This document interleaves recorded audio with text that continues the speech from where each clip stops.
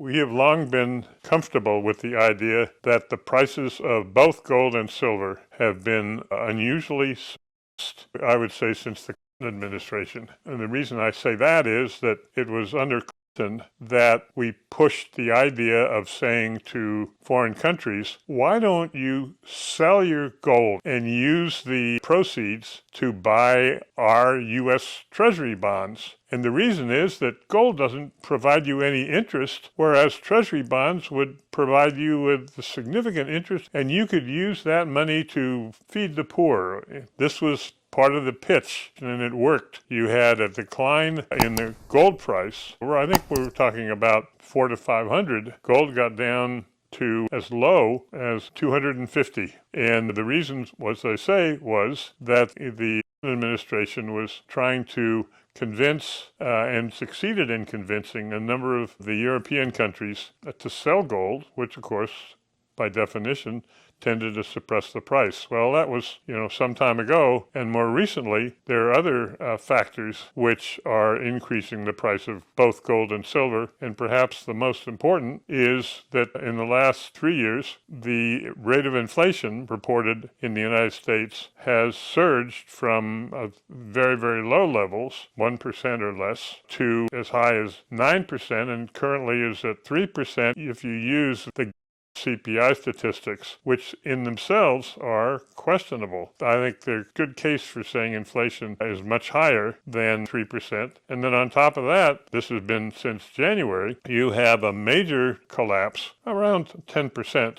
in the paper US dollars compared to other currencies, such as the euro or such as the Japanese yen, et cetera, et cetera. And I think more and more, Alistair MacLeod, that I like his comment a lot, is one of those who says that if you're a foreigner and considering buying treasury bonds or other U.S. dollar denominated assets, and before you were thinking, well, versus my currency, I'm comfortable with the strength of the dollar, so if I think I can get 3% or 4% from dollar assets like treasury bonds, well, that's okay. I don't have to worry about the currency going the wrong way. Well, that's ended now. And with that decline in the U.S. dollar relative to other currencies, therefore, I think more and more a foreign investor might say, what do I need? I need maybe an extra 5% in interest to hold dollar-denominated assets like treasuries. If in the next year I think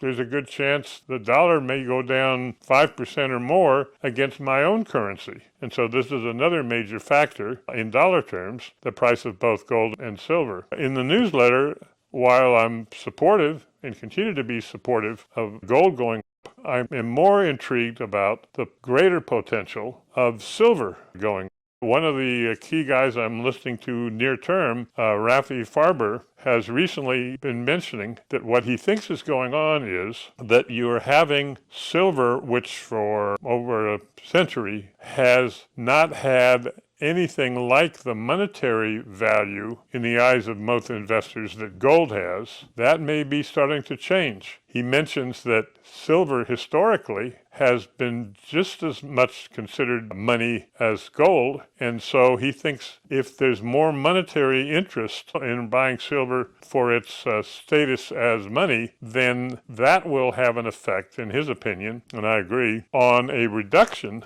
in the ratio, how many ounces of silver it takes to buy 1 ounce of gold. Currently, that number is over 90. It takes 90 ounces of silver to buy 1 ounce of gold, and that's historically very high. Rafi mentions, and this is true, that in general, when silver and gold are thought of as money in the same basis, the ratio has been about 15 to 1. And it takes, in that case, 15 ounces of silver to buy 1 ounce of gold. Another major factor in this is the mining relationship. The amount of silver that's mined is much greater than the amount of gold, but the ratio is like 7 to 1. 7 times as much silver is mined as is gold. That would indicate that maybe the ratio between gold and silver might even get lower down the road than 15. But of course, currently we have a gold price of $3,300 an ounce, and a silver price of $38 an ounce, approximately the 90 to 1 relationship. And so I think one reason to be particularly